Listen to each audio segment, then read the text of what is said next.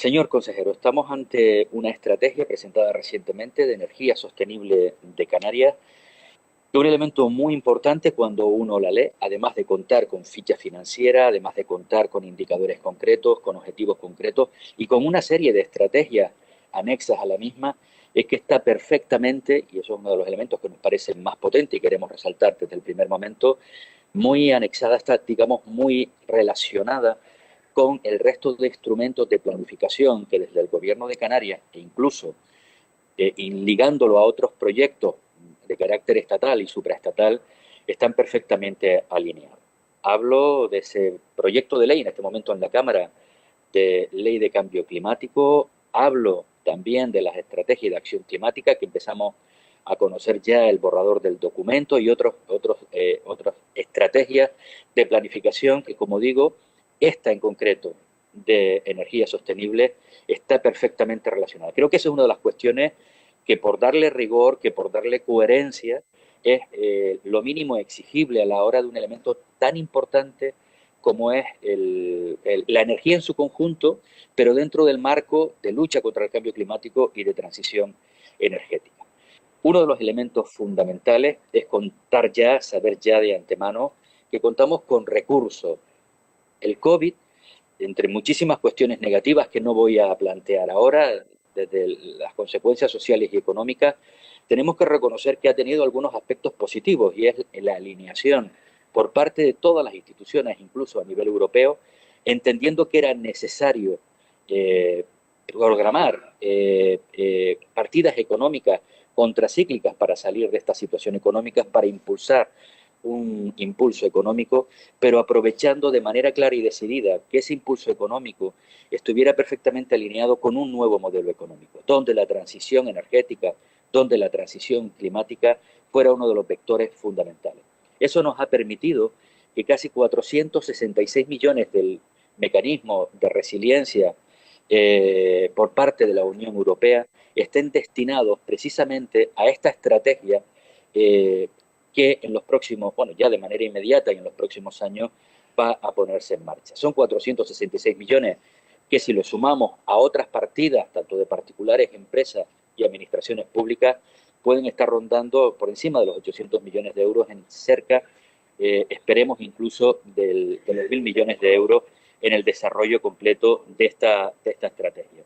Son 7 programas para el fomento de la autosuficiencia de administraciones públicas e impulso al autoconsumo social, para el fomento del autoconsumo compartido y el desarrollo de comunidades energéticas, para el desarrollo de esas comunidades energéticas, pero en el ámbito industrial, programas para el fomento de repotenciación de instalaciones existentes, programa para el fomento de movilidad integral sostenible, para el fomento de proyectos verdes singulares y para la dinamización de la transición energética. Cada uno de estos programas está en fases distintas en su punto de partida.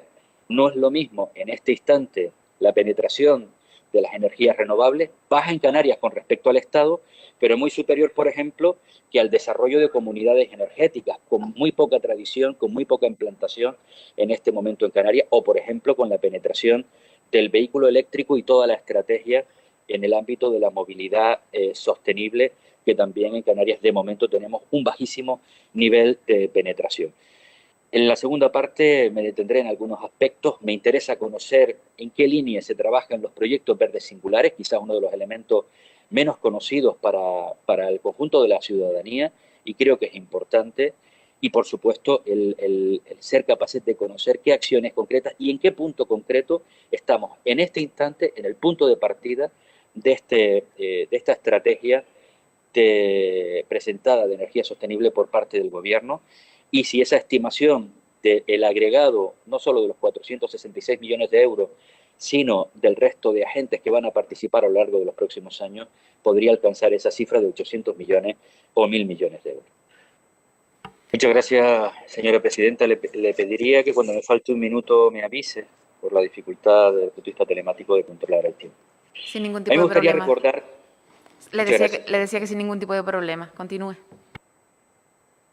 Quería recordar en el inicio de esta segunda intervención 3 fechas, porque creo que son determinantes a la hora de entender esta estrategia y cualquier paso que debamos dar como comunidad, como territorio, Además, en el ámbito de la energía, completamente aislado y no conectado al resto del territorio continental.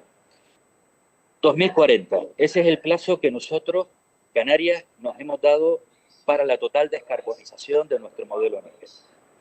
Lo digo porque 10 años antes, 2050, del que digamos, han decidido dotarse a nivel internacional para este proyecto. Y nosotros compartimos ese criterio. El conjunto de la Cámara, de los partidos, de los grupos políticos que están en el Parlamento de Canarias, comparten ese criterio. Pero eso supone, porque es una medida muy ambiciosa, primero porque es adelantarnos 10 años a un objetivo difícil, complejo, no solamente desde el punto de vista tecnológico, sino luego ya sabemos al final los 1000 imponderables que van dificultando el que ese objetivo se alcance, sino también por el punto de partida, desgraciadamente, que en Canarias es peor con respecto al resto del Estado, por poner un claro ejemplo y luego daré cifras concretas. Pero ese nivel de ambición que nos hemos dotado va a suponer un nivel de decisión, de audacia, de implementación de medidas a un ritmo muy superior al que no solamente van a estar exigidos otros territorios, sino al que estamos acostumbrados históricamente en Canarias a llevar a cabo. Pero eso no significa que no sea posible. Desde nuestro grupo político planteamos que es perfectamente posible si realmente alineamos todas las estrategias, todos los recursos, todas las instituciones en ese objetivo. Segunda fecha importante, 2030, que es el plazo que el plan de transición ecológica, de transición que se ha establecido Canarias, del que se ha dotado Canarias, de transición energética, establece multitud de parámetros para en 2040 poder lograr esos objetivos. En todos los ámbitos, son objetivos muy ambiciosos, pero que realmente debemos de tomar como horizonte. Y luego 2026, que digamos sería a partir del segundo trimestre fundamentalmente, el periodo en el que tendrían que estar desarrollados plenamente toda esta inversión concreta de los 466 millones de euros del Fondo de Mecanismo de Recuperación y Resiliencia, que a través de los recursos que maneja el Estado se trasladan a Canarias para esta estrategia en concreto. Digo esto porque es fundamental entender los plazos en los que nos estamos moviendo. Y ojo, estos plazos no son para cumplir unos objetivos políticos y quedar bien en una fotografía. Esto no es porque los de izquierda tengamos más sensibilidad que los de derecha o a la inversa. No voy a entrar en colores políticos. Es porque nos jugamos el futuro de este archipiélago, es porque nos jugamos el futuro del planeta, es porque nos jugamos el futuro como especie. Y cada día, es más, hoy ya vamos casi una década tarde. Cada día que pase, obviamente, vamos a tener muchísimas más dificultades para alcanzar ese objetivo.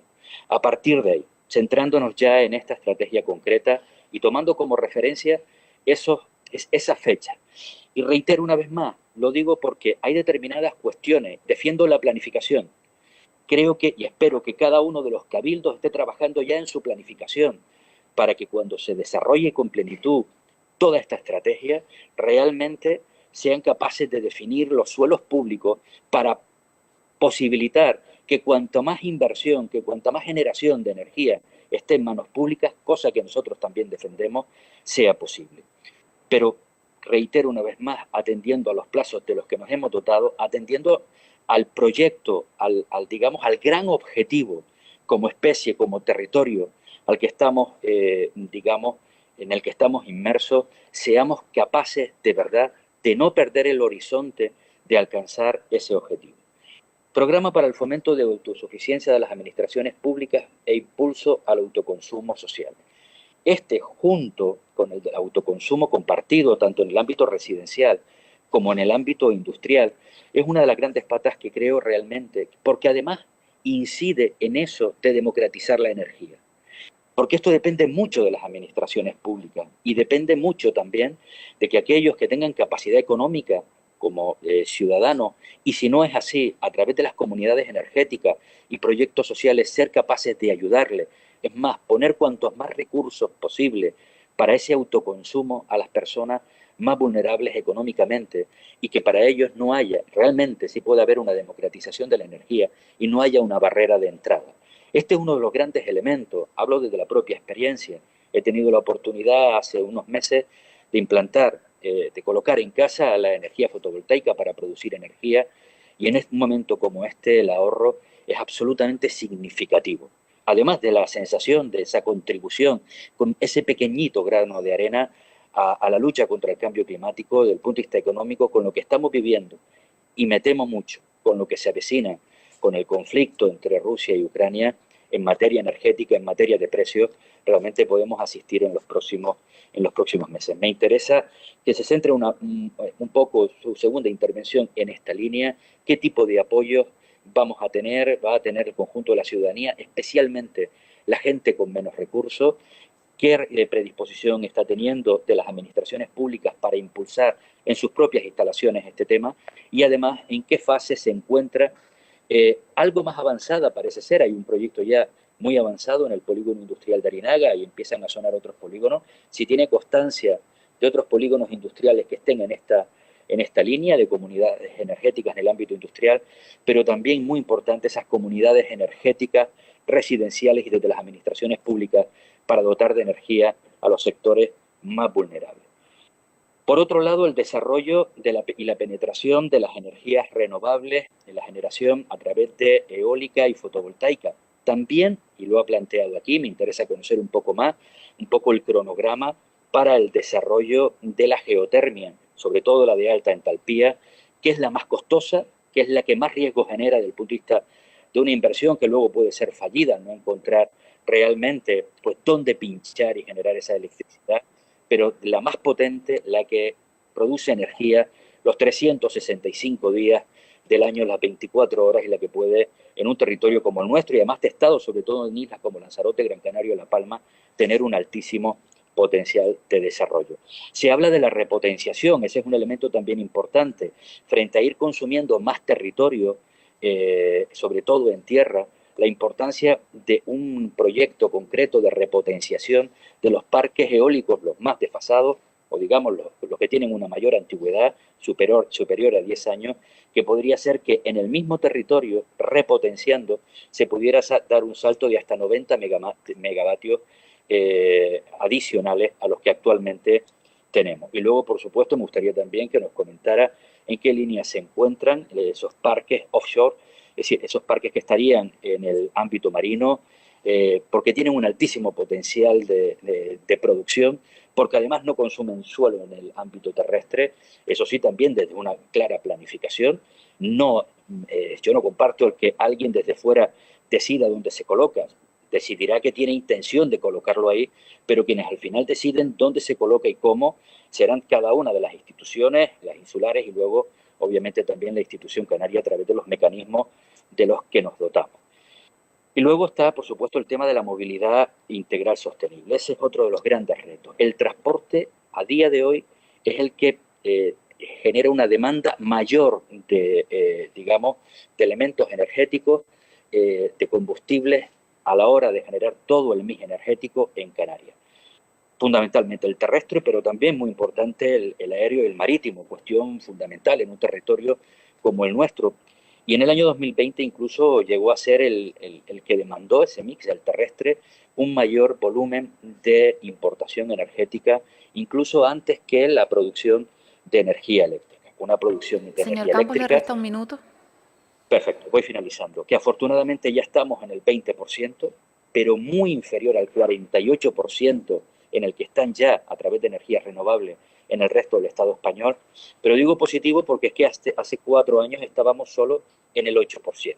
Ese incremento del 8 al 20 da expectativa, da una cierta tranquilidad de que podemos avanzar en esa línea, y me gustaría conocer en qué momento nos encontramos en ese punto. Y en el ámbito de la movilidad integral sostenible, apoyos concretos al conjunto del sector del transporte, en qué situación se encuentra el desarrollo del hidrógeno, sobre todo para el transporte más pesado y el transporte marítimo, y los cargadores. Digamos, los puntos de recarga son apenas 1.000 puntos de recarga en este instante o a finales del 2020, y necesitaríamos en 2030, con la propia estrategia, que el plan que se ha trazado el gobierno de Canarias, llegar a 230.000 cargadores, 260.000 cargadores, perdón, para el año 2030. Nos queda una tarea por delante, y concretar y finalizar ya, si pudiera definirnos alguno de esos proyectos verdes singulares para el que se destina casi un 10% de esta inversión. Entiendo que estamos hablando de proyectos innovadores, estamos hablando de la investigación, de aplicar cuestiones además adaptadas a nuestra realidad insular, archipelágica y alejada del territorio continental, y me gustaría conocer alguna de las líneas en las que se está trabajando en este momento. Muchas gracias.